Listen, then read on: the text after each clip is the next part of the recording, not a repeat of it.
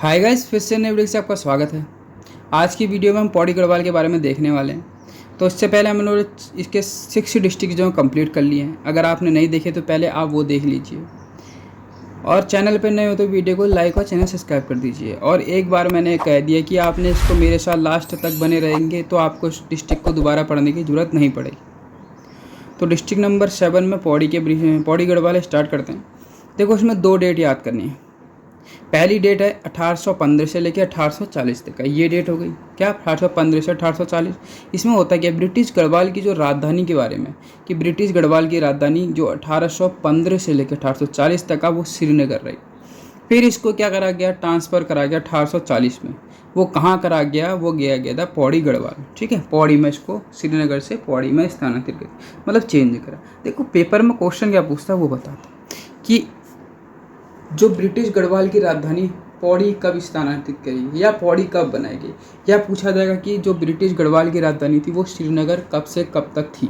इस तरह से क्वेश्चन आएंगे। ठीक है, समझ गए। देखो उसके बाद क्या है, फिर एक आपको याद किया 1969 मतलब 1969 की बात करते हैं। इसमें हुआ क्या था, मैं इसे गढ़वाल मंडल का मुख्यालय बनाया गया। ठीक है, किसको बनाया गया,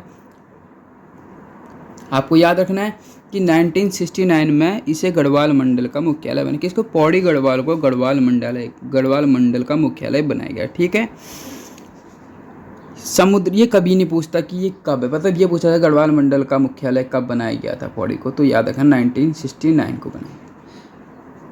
देखो अब दूसरा पूछा था कौन से पर्वत पर है, तो कंडोलिया धार पहाड़ी पर। कौन से पहाड़ी पर है, कंडोलिया धार पहाड़ी पर। और सर्वोच्च शिखर, यहाँ का सर्वोच्च शिखर क्या है, झंडीदार। आपसे क्वेश्चन क्या पूछा, देखो बताता हूँ कि पौड़ी मतलब झंडीदार, पौड़ी गढ़वाल में सबसे ऊंचा शिखर कौन सा है, झंडीदार। या फिर झंडीदार कहाँ स्थित है, पौड़ी गढ़वाल में, ये पूछा था। और 1992 को इसे हिल स्टेशन घोषित कर दिया गया। ठीक है, 1992 को इसका क्या कर दिया गया, हिल स्टेशन घोषित कर दिया गया। देखो पौड़ी गढ़वाल के बारे में पढ़ने से पहले 3 से 4 पॉइंट आपको याद रखना है। 1815 मतलब 1815 से लेकर 1840 तक का कहाँ था, श्रीनगर थी ब्रिटिश की राजधानी। जैसे ही 40 आता है फिर इसमें पौड़ी कर दिया गया। 1969 में करा क्या गया था, इसको गढ़वाल मुख्यालय मतलब गढ़वाल का मुख्यालय पौड़ी को बना दिया गया था। और 1992 को इसको एक हिल स्टेशन बना दिया गया था। ठीक है, कौन सी पहाड़ी है, कंडोलिया पहाड़ी पर स्थित है। और एक यहाँ पे झंडीदार पर्वत का है पौड़ी में। खत्म, इतना ही पढ़ा। अब 2 डिस्ट्रिक्ट आपको कहते हैं, चमोली हो गया और एक रुद्रप्रयाग। चमोली को 1960 में और रुद्रप्रयाग को 1997 में किससे, पौड़ी से अलग करके बनाया गया था। ये तो पता ही है ना, क्योंकि जब हमने पढ़ चुके हैं, चमोली भी पढ़ चुके हैं और हम उसके अलावा ये रुद्रप्रयाग भी पढ़ चुके हैं। ठीक है, ठीक। उसके बाद क्या है, पौड़ी में दिखाई जाने मतलब यहाँ पे जो हिम आच्छादित हिमालय का अर्धवृत्ताकार रूप में जो व्यापक दृश्य दिखाई देता है, वह भारत के, कोई दिक्कत नहीं, यहाँ पूछा नहीं जाएगा, आपसे पूछा जाता है यहाँ से। इसके समीप के दर्शनीय स्थलों में क्यों कालेश्वर, नागदेव, खिरसू, ज्वाल पधानाम। देखो एक कंदोलिया मंदिर इम्पोर्टेंट है। ठीक है, और इंद्रकील पर्वत, ये इम्पोर्टेंट है, केवल ये दोनों ध्यान रखो। क्या क्या इंपॉर्टेंट है कहा, मैंने कहा एक इंद्रकील है और एक कंदोलिया, ये इंपॉर्टेंट है। कभी कभार भीमी की मंगरी पूछ लेता है जलदार। ठीक है, तो याद रखना मैंने क्या कहा, इंद्रकील है और एक खिरसू, हाँ ये भी तो इम्पोर्टेंट है, खिरसू। देखो इंद्रकील, खिरसू और कंदोलिया मंदिर ये कहाँ स्थित है कहोगे, तो याद रखना आपको कहाँ स्थित है, पौड़ी गढ़वाल। यहाँ पर विश्वविद्यालय परिषद के अंतर्गत घुड़दौड़ी में इंजीनियर कॉलेज, कुछ नहीं पूछा जाता है। रांची में एक स्टेडियम का निर्माण किया गया है जो एशिया में दूसरा सबसे ऊंचाई पर स्थित स्टेडियम। ठीक है, कहाँ, रांची में एक स्टेडियम का निर्माण करा गया है जो दूसरा सबसे हाईएस्ट स्टेडियम है। ठीक है, याद रखना, भूलना मत। उसके बाद क्या, देखो 24 दिसंबर 2001 को पौड़ी को देवप्रयाग पुल से जोड़ा गया। ठीक है, अब जैसे ना इसमें ब्लैक पेन से जो डिजाइन कर रखा है ये इंपॉर्टेंट होता है, मैंने आपको बता चुका हूँ। ठीक है, ये ध्यान रखना। तो वो डेट कौन सी है, 24 दिसंबर 2001 की वो डेट है। क्या हुआ था, पौड़ी को देवप्रयाग पुल से जोड़ा गया था। ठीक है, कौन सी डेट थी, 24 दिसंबर 2001 की डेट है। कौन सी है, याद रखना, 2001 की बात। कब, 24 दिसंबर आखिर उस दिन ऐसा हुआ क्या था? तो जो पौड़ी था, पौड़ी को देवप्रयाग से पुल से जोड़ा गया था। ठीक है, अब यहाँ पर कुछ नगर हैं जो इम्पोर्टेंट मतलब दर्शनीय देखने के वाले स्थल हैं, वो देखते हैं क्या है। अब श्रीनगर, अलकनंदा, पहली बात तो देखो क्वेश्चन क्या पूछेगा आपसे, पूछा जाएगा श्रीनगर है, बिल्कुल है सर। तो श्रीनगर किस नदी के तट पर बसा है? तो कौन सी नदी? अलकनंदा नदी के तट पर बसा है। हो गया याद? बिल्कुल। पौड़ी से 30 किलोमीटर की दूरी पर स्थित, कोई दिक्कत, श्रीनगर की स्थापना कब हुई ये पूछ लेगा। दो चीज़ें देखो याद, श्रीनगर पहली बात तो इसकी स्थापना 1358 में हुई। किस नदी के तट पर बसा हुआ है? तो याद रखना पौड़ी। तो श्रीनगर जो है अलकनंदा के तट पर बचा है। ठीक है, श्रीनगर।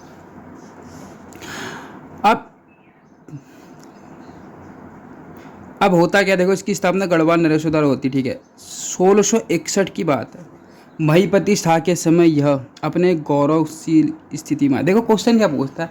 अब आजकल का ना लेवल थोड़ा बढ़ गया है, तो क्वेश्चन क्या पूछेगा कि जो श्रीनगर था वह किस के समय या किस गढ़वाल शासक के समय अपने शीर्ष, क्या कहा था, शीर्ष या गौरवशील स्थिति पे था। तो अब देखो ऐसे क्वेश्चन आएगा, तुमने ध्यान से पढ़ा रही तो याद रखो कौन था? महीपति शाह, इसके टाइम पे वो शीर्ष पे था। ठीक है, अब यहाँ पर एक भूकंप आता है, मैंने कहा ये इंपॉर्टेंट भूकंप है कि 1803 का जो भूकंप है इस नगर को काफ़ी क्षति हुई। तो श्रीनगर में जो भूकंप आया था कब आया था ये इंपॉर्टेंट है।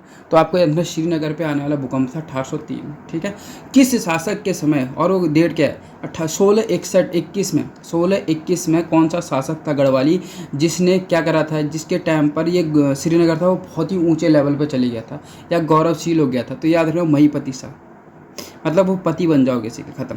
ठीक है, अब 1804 से 1815 तक, ठीक है, 1815 तक गोरखाओं तथा 1815 से अंग्रेजों का अधिकार है। देखो अब एक चीज़ बताओ, यहाँ पे अधिकार की बात चलती है। देखो 1815 से 1840 तक ब्रिटिश की कहाँ? श्रीनगर में, यहाँ राजधानी, ये तो पता है ना। अब एक चीज़ बताओ, 1815 से लेकर 1840 की बात कर रहा हूँ ना, तो उस टाइम पे मैंने क्या कहा कि ये कहाँ पे है? श्रीनगर इसकी राजधानी कर रखी है। तो लॉजिकली समझो कि 1804 से लेकर 1815, मतलब 15 से पहले कब? 1804 से 1815 तक ये गोरखाओं के अधीन रहा। जैसे ही 15 आता है किसके अधीन आ गया? तो अंग्रेजों के। तो ये पूछा जाता है कि गढ़वाल जो क्षेत्र है, श्रीनगर जो क्षेत्र है, किसके अंतर्गत? पौड़ी गढ़वाल के अंतर्गत आता है। यह 18 मतलब कब अंग्रेजों के अधीन में रहा? तो 1815 से, और 1815 से रहा, लेकिन 1804 और 1815 तक का ये गोरखाओं के अधीन रहा। ये इंपॉर्टेंट लाइन है। अब 1894 में ऐसा क्या हुआ था वो देखते हैं। 1894 में गौना झील के टूटने से अलकनंदा में आई बाढ़ ने इस नगर को तहस नहस कर दिया। ठीक है, अब इम्पोर्टेंट क्या है वो चीज़ समझो। मैंने क्या कहा? मैंने कहा देखो 1894 याद है, बिल्कुल याद है, डेट याद है। ये पूछा था गौना नदी कहाँ स्थित है? पौड़ी गढ़वाल में स्थित है। गौना नदी के टूटने से, क्या कहा मैंने? गौना नदी के टूटने से कहाँ पर बाढ़ आई कहोगे? अलकनंदा में बाढ़ आई। ठीक है, जिससे ये तहस नहस हो गया। ठीक हो गया। फिर नगर को थोड़ा ऊंचाई पर बसाया गया, इसको थोड़ा ऊंचे बसाया गया जो वर्तमान में है। अब 1840 में अंग्रेज़ों ने यहाँ पर अपनी राजधानी, वो तो अब भी पढ़ा हम लोगों ने, कोई दिक्कत नहीं। ठीक है, स्थानांतरित कर। ये लाइन बहुत इंपॉर्टेंट है भाई, जो इम्पोर्टेंट है मैंने आपको बता चुका हूँ। ठीक है, उसको आप अंडरलाइन कर लो भाई, कुछ करो। ठीक है, तो एक बार इम्पोर्टेंट चीज़ों में दिखा देता तुम्हें। ठीक है, देखो जो इम्पोर्टेंट, पहली लाइन ये इम्पोर्टेंट है, ये भी इम्पोर्टेंट है, ये भी इम्पोर्टेंट है, ये इम्पोर्टेंट, किस पहाड़ी पर स्थित है ये बहुत इम्पोर्टेंट पूछा जाता है, कभी कभार पूछेगा, इतना इम्पोर्टेंट है। उसके बाद ये श्रीनगर, पहली बात तो इसकी स्थापना कब हुई? ठीक हो गया। किसके समय काल में? इम्पोर्टेंट है। ठीक है, कहाँ कब आया भूकंप? ये भी इम्पोर्टेंट है। गोरखा किस कब तक इसके अंदर का गोरखाओं का अधीन रहा? बिल्कुल इंपॉर्टेंट। 1815 से ये भी पूछा जाता है, ये उतना इंपॉर्टेंट, यहाँ पर इंपॉर्टेंट बस। ठीक है, ये चीज़ें ध्यान में रखना, जो इंपॉर्टेंट बता रहा हूँ ये आप लोग के लिए कर रहा हूँ। हाँ, अब एक चीज़ बताओ, ये मोस्ट इंपॉर्टेंट लिखो। 1973 में यहाँ गढ़वाल विश्वविद्यालय की स्थापना की गई। ठीक है, गढ़वाल विश्वविद्यालय की स्थापना कब करेगी? ये इंपॉर्टेंट आता है, पेपर में बहुत बार पूछा गया कि गढ़वाल विश्वविद्यालय की स्थापना कहाँ करी। जो बच्चे तमीज़ से पढ़ते वो तो बता देंगे कि 1973 में करेगी। इसके नज़दीकी श्रीकोट में एक मेडिकल कॉलेज भी बनाया गया। ठीक है, इसके नज़दीक श्रीकोट पर एक मेडिकल कॉलेज की स्थापना करी गई होगी। श्रीनगर, कोटद्वार, ऋषिकेश, टेहरी, बद्रीनाथ आने वाले सभी जंक्शन, ये कोई इंपॉर्टेंट है नहीं, इनमें से थोड़े बहुत जो इंपॉर्टेंट पर्वत है उसके बारे में हम बता देते हैं आपको। ठीक है, कौन कौन से वो देख लें। विष्णु मंदिर, गरुड़ मंदिर, नहीं राज राजेश्वरी मंदिर, ये इम्पोर्टेंट है। और इंद्र कील तो पढ़ी लिया हम लोगों ने। गोरखनाथ की गुफाएं, ये भी इम्पोर्टेंट है ही है। ठीक है, अब कोई नहीं, अब आगे बढ़ते हैं। अब उसके बाद क्या है, श्रीनगर के आसपास के प्रमुख दर्शनीय, धारा देवी मोस्ट इम्पोर्टेंट है, बहुत ही ज़्यादा इम्पोर्टेंट है धारा देवी का मंदिर। श्रीनगर से लगभग 14 किलोमीटर, ये कुछ नहीं पूछा जाता, पूछा केवल ये जगह धारा देवी है वो किस नदी के तट पर बसी है, और धारा देवी कहाँ स्थित है, किस जिले में स्थित है, ये पूछा जाता है। ठीक है, तो याद रखना टिहड़ी, तो याद रखना पौड़ी गढ़वाल में क्या है, धारा देवी का मंदिर स्थित है। ठीक है, यह मंदिर किसको समर्पित है, ये पूछ लेगा तो आपको याद रखना काली देवी को। ये तो अपनी नॉलेज के लिए इम्पोर्टेंट है कि धारा देवी मंदिर किस देवी को समर्पित है, तो याद रखना काली देवी। लोग क्या मानते हैं, लोगों का मानना है जैसे जैसे दिन गुजरता है इस मूर्ति जो है उसमें बदलाव आना स्टार्ट हो जाता है। ठीक है, तो धारा देवी मंदिर की ये विख्यात कहानी है कि जैसे जैसे दिन बढ़ता है तो मूर्ति जो होती है उनमें भी चेंजेस आना स्टार्ट हो जाता है। धारा देवी मंदिर जो है उसके बगल से अलकनंदा नदी निकलती है। श्रीनगर जल विद्युत परियोजना के अंतर्गत निर्माण से अलकनंदा में बनी झील के डूब क्षेत्र में सिद्धपीठ धारा देवी मंदिर प्राचीन से लगा गया, कोई दिक्कत नहीं, प्राचीन 21 मीटर की ऊंचाई पर स्थित, कोई इंपॉर्टेंट है नहीं। अब आगे आता है क्या, सोम का डांडा, ये भी इम्पोर्टेंट है। क्या है, सोम का डांडा। सोम का डांडा देखते क्या है, देवलगढ़ स्थित सोम का भांडा, नॉट डांडा, भांडा है, तो कहाँ स्थित है, देवलगढ़ में। इंपॉर्टेंट क्या है, देवलगढ़ में। क्या, सोम का डांडा कहाँ स्थित है, देवलगढ़ में स्थित है। प्राचीन समय में राजाओं को की राजधानी थी। ठीक है, स्मारक की दीवारों पर कूटलिपि अंकित है जो इतिहासविदों के लिए चुनौती बनी है। देवलगढ़ में सोम का भांडा नामक स्मारक अलावा प्राचीन नाथ सिद्धों की गुफाओं का, देखो इम्पोर्टेंट बताता हूँ, सोम का भांडा कहाँ स्थित है, क्वेश्चन आएगा, देवलगढ़ में, बस समझ में आया, कहाँ है, देवलगढ़, खत्म। केशोराय, देखो इम्पोर्टेंट है, केशोराय मठ, श्रीनगर के पास स्थित इस मठ का नाम दक्षिण भारत के केशव राय के नाम पर थी पड़ा। ठीक है, आपसे क्वेश्चन क्या पूछा जाएगा, देखो मैं बता रहा हूँ, धारा देवी मंदिर का है, इम्पोर्टेंट है। ठीक, सोम का डांडा का इम्पोर्टेंट है, केशव राय मठ का इम्पोर्टेंट। तो श्रीनगर के पास स्थित इस मठ का नाम दक्षिण भारत के क्या नाम थे, केशव, अरे केशव राय समझ में आना चाहिए, सीधी बात है। केशव राय कौन, केशव राय करे कि नाम पर पड़ा। आज से लगभग 800 वर्ष पूर्व जब वे बद्रीनाथ की यात्रा पर थे तो अत्यधिक थक जाने के कारण इसी स्थान पर सो गए। ठीक है, स्वप्न में बद्री भगवान के भगवान ने उन्हें आगे ना बढ़ने की आज्ञा दी और उसी स्थान पर जमीन में अपनी मूर्ति की सूचना दी। उसी मूर्ति को केशवराय ने यहीं पर स्थापित करी गई थी। ठीक है, इसलिए उसको केशवराय मठ कहते थे। जब ये क्या कर रहे थे, कहोगे आज लगभग 800 वर्ष पूर्व की घटना थी, जब वे बद्रीनाथ की यात्रा कर रहे थे। कौन, केशवराय। होता क्या है, ये थक जाते हैं एक स्थान पर, वहाँ पे बैठ जाते हैं और उनको सो जाते हैं, तो सपने में बद्रीनाथ आते हैं, बद्री भगवान आते हैं और उनको आगे ना बढ़ने की आज्ञा दे देते हैं। जिसके कारण क्या होता है, वो बताते हैं कि इसी ज़मीन में मेरी क्या मूर्ति है, उसको निकाल लीजिए, और जो ये होते हैं उसको निकाल के यहीं पर ही क्या कर देते हैं, स्थापित कर देते हैं। ठीक है, इसीलिए इसको क्या कहते हैं, केशवराय मठ कहते हैं, केशवराय मठ कहते हैं। ठीक है, फिर आता है शंकर मठ।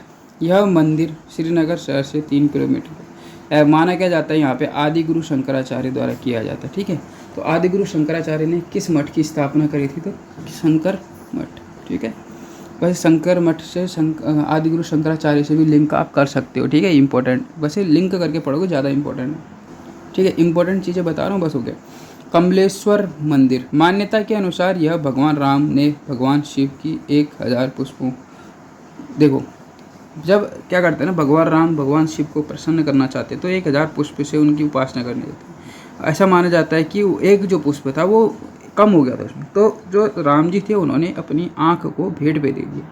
यह संति दाता दाया पुत्र दाताओं के रूप में प्रसिद्ध। यहाँ पर लोग जो होते हैं ना, वो लोग बेकुंड चतुर्दशी रात्रि में हाथ पर दिए लेकर खड़े रहते हैं, ठीक है। जो लोग संतान चाहते हैं उन लोग के लिए ये बहुत ज़्यादा क्या कहोगे, एक तरह से तीर्थ स्थल के रूप में। कौन सा, कमलेश्वर मंदिर, ठीक है। हुआ क्या था, मैंने बताया भगवान राम जी जब शिव जी को प्रसन्न करना चाह रहे थे तो वो 1000 पुष्पों के क्या करना चाह रहे, चढ़ावा चढ़ाना चाहते हैं। लेकिन जब एक उनको लगा कि एक पुष्प कम हो गया तो राम जी ने अपनी एक आँख यहाँ पे दान कर दी, ठीक है।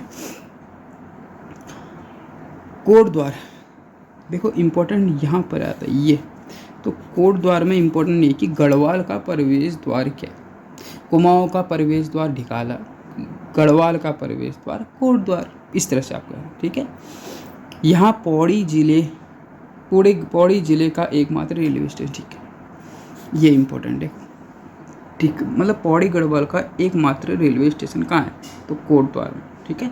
क्या था, मैंने कहा पौड़ी गढ़वाल का एकमात्र रेलवे स्टेशन कहाँ है, तो कोट द्वार, ठीक है।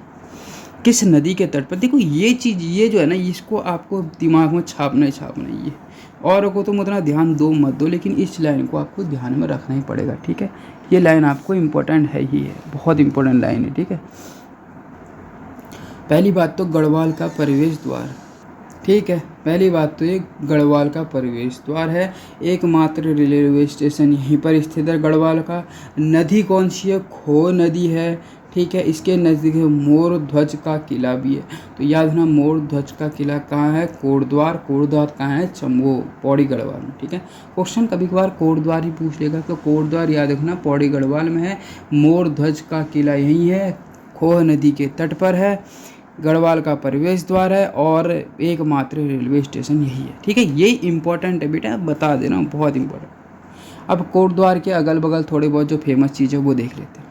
कर्ण आश्रम मोस्ट इंपॉर्टेंट, भाई इसमें से मैं बताऊँ क्वेश्चन क्या पूछता है, सीधे क्वेश्चन आपसे पूछेगा कर्ण आश्रम किस नदी के तट पर बसा हुआ, क्या कहा मैंने, कर्ण आश्रम किस नदी के तट पर बचा हुआ। मैंने बहुत सारे पेपर दिए, तब मैं बता रहा हूँ आपको कि ये क्वेश्चन सीधे आपसे पेपर में इसी तरह पूछा जाता है कि कर्ण आश्रम किस नदी के तट पर बसा हुआ है, तो आपको याद है मालिनी नदी के तट पर बसा हुआ है, ठीक है। कौन सी, मालिनी नदी के तट पर बसा हुआ है, ठीक है, बिल्कुल। वर्तमान में ये इसे क्या कहते हैं, चौकी घाट, देखो वर्तमान नाम किसका, मतलब किस क्षेत्र का, किस नगर का वर्तमान नाम चौकी घाट है, ये क्वेश्चन पूछेगा तो आपको याद होना चाहिए कि क्या है उसका नाम, तो कर्ण आश्रम का नाम क्या है, चौकी घाट वर्तमान में। देखो बेटा मैं इसीलिए बता रहा हूँ कि आप लोग को बहुत बढ़िया तरह समझ में आया, भूलना मत, ठीक है, आप ही लोग के लिए भैया, भूलोगे तो आप ही का लॉस है इसमें, ठीक है। चलिए उसके बाद क्या लिखा है, देखो प्राचीन काल में यह वैदिक शिक्षा और सांस्कृतिक प्रचार प्रसार का केंद्र था। अब यहाँ पर इम्पोर्टेंट ये है, महाकवि कालिदास ने यहाँ शिक्षा प्राप्त करी। देखो अब सीधे क्वेश्चन क्या आएगा, बताइए महाकवि कालिदास ने शिक्षा कहाँ प्राप्त करी, कोई ऐसी जगह बताओ, तो कर्ण आश्रम, ठीक है, क्या है, कर्ण आश्रम। यहीं से प्रेरणा लेकर अभिज्ञान शाकुंतलम की रचना की थी। अब बताओ कालिदास ने कहाँ से प्रेरणा लेकर अभिज्ञान शाकुंतलम की रचना की थी, तो याद रखना कहाँ से, तो याद रखना जो आपका कर्ण आश्रम है वहाँ पर किसने, पहली बात तो देखो सीधी बात है, शिक्षा किसने प्राप्त करी थी, तो याद रखना कवि कालिदास। यहीं से प्रेरणा लेकर इन्होंने अभिज्ञान शाकुंतलम की रचना की। दो क्वेश्चन आपसे बन गए कि अभिज्ञान शाकुंतलम के रचयिता कौन है, महाकवि कालिदास, और महाकवि कालिदास ने किसकी रचना की थी, अभिज्ञान शाकुंतलम कहाँ करी थी, तो कर्ण आश्रम से, यहाँ से शिक्षा लेकर, ठीक है। उसके बाद देखो क्या लिखा हुआ है, महर्षि गौतम विश्वामित्र व कर्ण की तपस्थली कर्ण आश्रम, विश्वामित्र व मेनका की पुत्री शकुंतला एवं राजा दुष्यंत के प्रेम तथा भरत के जन्म का साक्षी है। इन्हीं भरत के नाम पर भारत देश पड़ा। देखो कर्ण आश्रम में क्या हुआ, तो याद रखना भरत का जन्म कहाँ हुआ था, कर्ण आश्रम हुआ था। ये किसके पुत्र थे, एक तो आपकी शकुंतला और दुष्यंत के पुत्र, किसके थे, शकुंतला और दुष्यंत के पुत्र का नाम क्या था कहोगे, तो याद रखना उनका नाम क्या था, भरत था, जिनके नाम पे हमारे देश का नाम भारत पड़ा, ठीक है। महर्षि गौतम, देखो तीन नाम मत करो, गौतम हो गए महर्षि, विश्वामित्र हो गए, और तीसरे वाले का कर्ण हो गए, कि कर्ण की तप स्थली भी यही है। और लास्ट में विश्वामित्र व मेनका की पुत्री शकुंतला, ठीक है। शकुंतला किसकी पुत्री थी ये पूछ लेगा, तो विश्वामित्र और मेनका, ठीक है। शकुंतला किसकी पुत्री थी, विश्वामित्र और मेनका की पुत्री थी, ठीक हो गया। समझ में आना चाहिए, भूलना मत, ठीक है। एवं राजा दुष्यंत के प्रेम तथा भरत के जन्म का भी साक्षी, इन्हीं के नाम पर देश का नाम भारत पड़ा, ठीक है। याद रखना ये लाइन है बहुत इंपॉर्टेंट, कि भरत का जन्म कहाँ हुआ था, तो कर्ण आश्रम में भरत का जन्म हुआ। महाकवि कालिदास ने इसको किसलर प्रदेश का, ये इंपॉर्टेंट है। देखो ये छोटी छोटी चीज़ें हैं भैया, ये ध्यान में रखना। क्या महाकवि कालिदास ने इसको किस नाम से जाने बताया, किस नाम मतलब नाम क्या दिया इसको, तो किसलय, क्या किसलय। तो याद रखना महाकवि कालिदास ने इसको किस नाम क्या नाम दिया, मतलब तो याद है क्या नाम दिया, किसलय नाम दिया। किसने दिया, महाकवि कालिदास ने। किसको दिया, कर्णाश्रम को, ठीक है। तो याद रखना कर्ण किसलय, ठीक है। अब डॉक्टर सर्वानंद ने 1955 में कर्णाश्रम के महत्व को पुनः स्थापित करने का प्रयास किया, यही इम्पोर्टेंट है यहाँ पर। तो एक यहाँ पर कौन है, सर्वानंद भी आए, डॉक्टर संपूर्णानंद भी आए थे, 1955 में यहाँ आए थे। उन्होंने क्या करा, कर्णाश्रम को पुनः स्थापित करने का प्रयास करा। किसने करा कहोगे, तो डॉक्टर संपूर्णानंद ने 1955 में कर्णाश्रम को पुनः से स्थापित करने की बात की, ठीक। अब देखो कर्णाश्रम मैंने कहा था मालिनी नदी के बाईं ओर स्थित है, ये इंपॉर्टेंट है भाई, ठीक है। एक छोटे मंदिर में महर्षि कर्ण, भरत, कश्यप आदि मूर्ति। प्राचीन काल की बात करें, प्राचीन काल में यह आश्रम कर्ण ऋषि के नेतृत्व में विद्या अध्ययन का बहुत बड़ा केंद्र था। पहले की बात है, वो कोई इतना इम्पोर्टेंट है नहीं, ठीक है, पहले की बात है। भारत स्मारक के साथ यहाँ पुरातत्व महत्व की कोई। अब आता है कालागढ़। कालागढ़ भी पेपर में एक दो बार पूछा गया, कालागढ़ कहाँ स्थित है, तो पौड़ी गढ़वाल में स्थित, ठीक है। कोटद्वार से देखिए यहाँ पे क्या है, कालागढ़ प्रकृति प्रेमियों के लिए आदर्श है, रामगंगा नदी पर निर्मित यह बांध दर्शनीय, ठीक है। कालागढ़ के पास क्या है, रामगंगा नदी पर निर्मित बांध दर्शनीय, ठीक है। यहाँ पर रामगंगा नदी बहती है, ठीक है, याद कर लो, ठीक है, कालागढ़ में। अब उसके बाद क्या होता देखो, सिद्ध बलि, हनुमान जी का यह प्रसिद्ध मंदिर कोटद्वार। सिद्ध बलि मंदिर भी समझ में आए किसका है, हनुमान जी का मंदिर है, ठीक हो गया। दुकट्टा मोस्ट इम्पोर्टेंट बेटा है, इम्पोर्टेंट है। एक कालागढ़ हो गया, एक दुकट्टा हो गया, बहुत ही ज़्यादा इम्पोर्टेंट। पेपर में पूछा गया कि दुकट्टा कहाँ स्थित है, ये बहुत बार पूछा, तो कोटद्वार, ठीक है। कोटद्वार भी नहीं आएगा तो श्रीनगर आपसे पूछे, वो पौड़ी गढ़वाल आपको याद होना ही चाहिए। तो कोटद्वार से, वैसे तो कोटद्वार से कितना 16 किलोमीटर उत्तर लंगूर एवं सिलगाड़ के संगम पर स्थित। देखो इंपॉर्टेंट क्या होता है ना, जो दुकट्टा है ये किन नदियों के संगम पर स्थित है, यहाँ पर ये चीज़ें इंपॉर्टेंट आ जाती है ना, यही तो चीज़ है, यही चीज़ तो इम्पोर्टेंट है। तो लंगूर और मैंने कहा लंगूर और सिलगाड़, दुकट्टा लंगूर और सिलगाड़ के निकट मतलब संगम पर स्थित है। कौन, दुकट्टा कहाँ स्थित है, कोटद्वार। याद रखना दुकट्टा कहाँ स्थित है, कोटद्वार। कौन सी नदियों के संगम पर स्थित है कहोगे, तो याद रखना लंगूर व सिलगाड़ में, ठीक है। दुकट्टा में हुआ क्या था, 19वीं शताब्दी में पंडित धनीराम मिश्र ने अपने खेत में बसाया। अब हुआ क्या था ना, सिलगाड़ के संगम पर स्थित दुकट्टा को 19वीं शताब्दी, दुकट्टा को बसाने का श्रेय किसको जाता है, दुकट्टा को बसाने का श्रेय जाता है धनीराम मिश्र, क्या, धनीराम मिश्र को, ठीक है। 1900 जो कि ब्रिटिश काल में गढ़वाल का एक प्रमुख व्यापारिक एवं राजनीतिक। क्यों इंपॉर्टेंट है वो चीज़ देखो, यहाँ ये इंपॉर्टेंट है। इंपॉर्टेंट क्यों मैंने अब समझ में आता, आपको धीरे धीरे समझ में आएगा भाई, क्या कहा, धीरे धीरे समझ में आएगा कि ये इंपॉर्टेंट क्यों है। देखो धीरे धीरे आपको ना इसकी वैल्यू पता चलने लग जाएगी, ठीक है। जैसे मैं पढ़ा रहा हूँ ना, आपको अभी तो समझ नहीं आ रहा होगा कि भैया यार आप एक एक पॉइंट लिखा रहे हो, लेकिन आप अगर जब इसके MCQs देखोगे ना, आप अगर इस तरह से पढ़ रहे हो, कंटिन्यू पढ़ रहे हो, लगातार आ रहे हो मेरी वीडियो देखने के लिए, तो आपको बहुत ज़्यादा उससे एक तरह से आप जल्दी इम्प्रूव कर जाओगे खुद को, ठीक है। देखना दुकट्टा दोबारा से कोटद्वार में स्थित है। दुकट्टा किन नदियों के तट पर स्थित है, दुगट्टा है भैया, दुगट्टा। तो वो भाई कट्टा जो है वो लंगूर हो गया और सिलगाड़, सिल देना, लंगूर को छिड़ना दुकट्टा कहलाता है। कट्टे में लंगूर को छिल दिया, इतना याद रखो। क्या? कट्टे में लंगूर को छिल दिया। तो दुकट्टा क्या है? लंगूर और सिलगाड़ के नदी, मतलब इनके संगम पर बसा। ठीक है, इसको बसाने का श्रेय किसको जाता है? धनी राम मिश्र को जाता है। इम्पोर्टेंट क्या है कि ब्रिटिश काल में गढ़वाल का एकमात्र व्यापारिक और राजनीतिक केंद्र यही था। यह स्थान साहित्यकार डबराल शिव प्रसाद डबराल चारण का साधना स्थल रहा। ये भी पूछा जा सकता है, कभी कभार पूछा जाए कि दुकट्टा में कौन से जो थे साहित्यकार, उनका साधन स्थल था। तो याद रखना कौन सा था कहोगे तो याद ना दुकट्टा था। ठीक है, याद दुकट्टा। गढ़वाल क्षेत्र में खुली बेगार प्रथा, डोला पालकी आंदोलन, आर्य समाज की स्थापना, स्व राज्य प्राप्ति की भावना जागृत करने का श्रेय इसी क्षेत्र को जाता है। ठीक हो गया? इंपॉर्टेंट चीज़ें बता रहा हूँ भैया, ये चीज़ें भूलना मत, ये तुम्हारे लिए बहुत इंपॉर्टेंट है। पंडित जवाहरलाल नेहरू 1930 में पहली बार दुकट्टा नगर में पधारे थे। दूसरी बार ये देखो, मैंने क्या कहा आपसे, ये चीज़ें दुकट्टा क्यों इम्पोर्टेंट है? इसीलिए इम्पोर्टेंट है। यहाँ पर पंडित जवाहरलाल नेहरू भी आए थे, जो हमारे क्या थे? प्रधानमंत्री थे। वो भी यहाँ पर आए थे, 2 बार आए थे, याद रखना। एक बार आए थे 1930 में, दूसरी बार आए थे 1945, मतलब 15 साल का गैप में आए थे। एक बार 30 में आए थे 1900 और एक बार 1945 में आए थे। ठीक है, याद रखना, दोबारा बता रहा हूँ।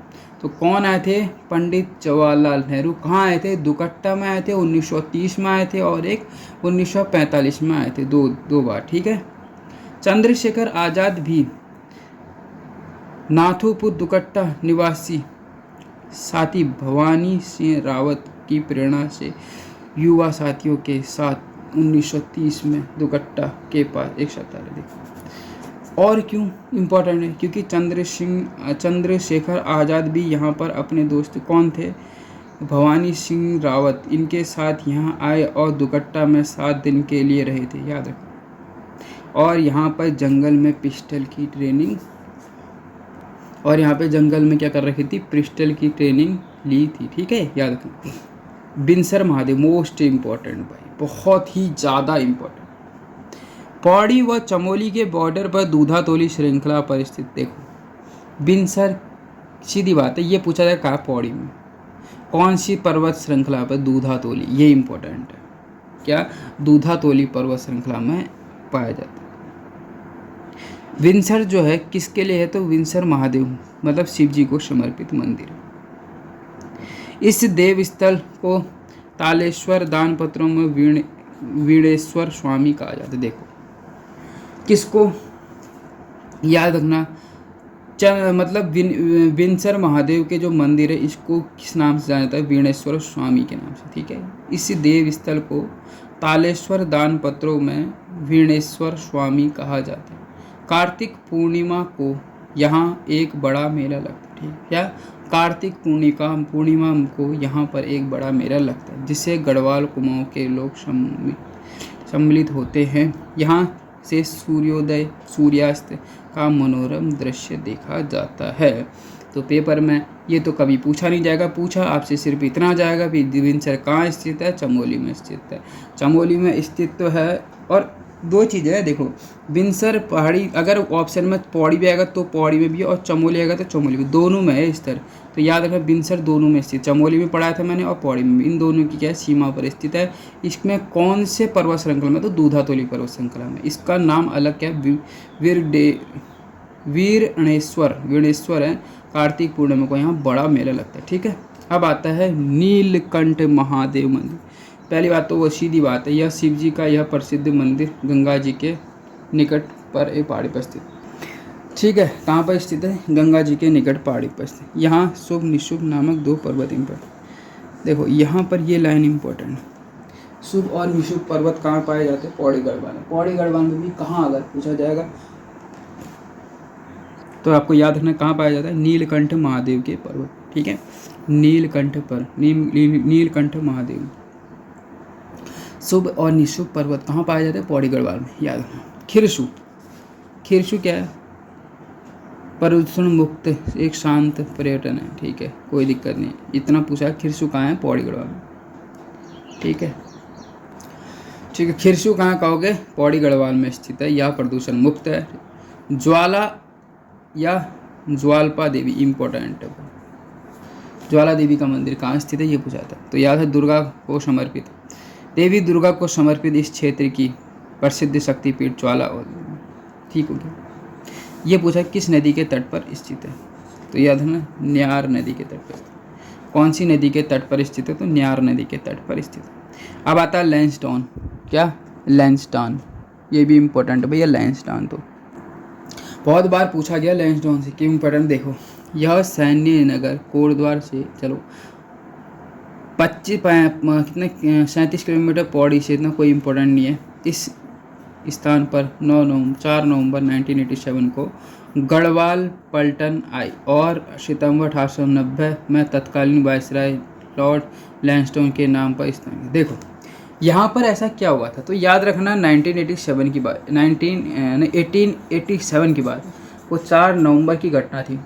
तो 4 नवंबर 1887 को यहाँ पर क्या थी, गढ़वाल की एक पलटन आई थी और सितंबर 1890 में तत्कालीन वायसराय लॉर्ड, तो उस टाइम पे 1890 में इसका नाम कब पड़ा था, लैंसडाउन, तो 1890 में पड़ा था किसके नाम पर, तो लॉर्ड लैंसडाउन के नाम पर। कहा क्या जाता है, पहले इसका नाम कालो का डांडा था। पहले जो लैंसडाउन था इसका नाम कालो का डांडा था, ठीक है। कालो का डांडा किसका नाम था पहला, तो लैंसडाउन का नाम था, ठीक हो गया। यहाँ पर प्रसिद्ध कालेश्वर महादेव मंदिर, कालेश्वर किस मंदिर का नाम है कहोगे, ठीक है। किस यहाँ पर स्थित कौन सा मंदिर है, तो कालेश्वर महादेव मंदिर, महादेव का मंदिर है, शिव जी का मंदिर है, ठीक है। जिस कारण इस नगर को कालेश्वर भी कहते हैं, ठीक हो गया। लैंसडाउन को एक अन्य नाम किस नाम से, कालेश्वर कहा जाता है। इसका पहले नाम था कालो का डांडा। दरबान सिंह नेगी व गब्बर सिंह नेगी ने स्मारक म्यूजियम टिफिन और गढ़वाल में इस यहाँ के दर्शनीय, ठीक है। दरबान सिंह नेगी और गब्बर सिंह नेगी के स्मारक, ठीक है। लैंसडाउन में क्या इंपॉर्टेंट है बताओ, लैंसडाउन में इंपॉर्टेंट क्या है, सीधी बात है। तो लैंसडाउन में इंपॉर्टेंट बताता हूँ। देखो यहाँ पर क्या है, सबसे पहली बात देखो, कालो का डांडा इंपॉर्टेंट है, ठीक है। इसका मतलब पहले का नाम, एक चीज़ इंपॉर्टेंट ये होगी। यहाँ पर दरबान सिंह नेगी और गब्बर सिंह नेगी, दो नाम याद रख लो लैंसडाउन में, नेगी नेगी, तो दरबान और गब्बर, इन सब ये नेगी के स्मारक म्यूजियम टिफिन टॉप और गढ़वाल में, ठीक है। यहाँ से तारकेश्वर मंदिर, विश्व का यह प्रसिद्ध मंदिर लैंसडाउन से 36 किलो, तारकेश्वर मंदिर भी यहीं से विष्णु गंगा और मधु गंगा निकलती है। इंपॉर्टेंट चीज़ें देखो, क्वेश्चन इस तरह से पूछा था कि कहाँ से विश्व गंगा और मधु गंगा, मतलब जहर भी और मधु भी निकलता है, तो याद रखना तारकेश्वर मंदिर से निकलता है। कहाँ से, तारकेश्वर। देवलगढ़ गढ़वाल राजाओं की राजधानी रही, ठीक हो गया, जो कि बाद में श्रीनगर में स्थापित हो गई, ठीक हो गया। देवलगढ़ क्या है, किसकी राजधानी रही थी, गढ़वाल राजाओं की, बाद में लेकिन श्रीनगर स्थापित। यहाँ राजराजेश्वरी देवी का मोस्ट इम्पोर्टेंट है, ये भी इम्पोर्टेंट, राजराजेश्वरी देवी का मंदिर कहाँ है, देवलगढ़, जो गढ़वाल नरेशों की कुल देवी के रूप में, ये पूछा था। गढ़वाल नरेशों की कुल देवी कौन है, राजराजेश्वरी। यह श्रीनगर से लगभग 20 किलोमीटर की दूरी पर। कोट महादेव मंदिर, कोट महादेव का मंदिर पट्टी शीतोष्ण में स्थित है, ठीक है। यह स्थल महर्षि वाल्मीकि के तप स्थली भी है, ठीक है। महर्षि वाल्मीकि तप स्थली कौन सी है, कोट महादेव, महादेव कोट में आ रखे हैं, ठीक है। तो कहाँ, शीतोष्ण में स्थित, कहाँ, शीतोष्ण में स्थित है, महर्षि वाल्मीकि की तप स्थली है। यह मान्यता है लव कुश द्वारा राम के अश्वमेध यज्ञ में घोड़ा रोकने के से राम का यह आगमन हुआ था। मान्यता है कि शिव सीता यहाँ के फलस्वाणी गांव के मैदान में आर्थिक शुल्क पक्ष द्वादशी के दिन धरती में समा गई। तो सीता जी यहाँ कहाँ, फलस्वाड़ी गांव, तो याद रखना यहाँ कहानी क्या है, फलस्वाड़ी गांव में सीता जी जो थी वो कब, कार्तिक शुक्ल पक्ष के समय द्वादशी में सीता जी यहाँ धरती पे समा गई थी। तो दोस्तों वीडियो अच्छी लगती तो वीडियो को लाइक और चैनल सब्सक्राइब कर दीजिए। मिलते हैं नेक्स्ट डिस्ट्रिक्ट के साथ। अगला डिस्ट्रिक्ट हमारा नैनीताल है। Okay bye bye. नए हो तो प्लीज़ चैनल को सब्सक्राइब और लाइक कर दीजिए।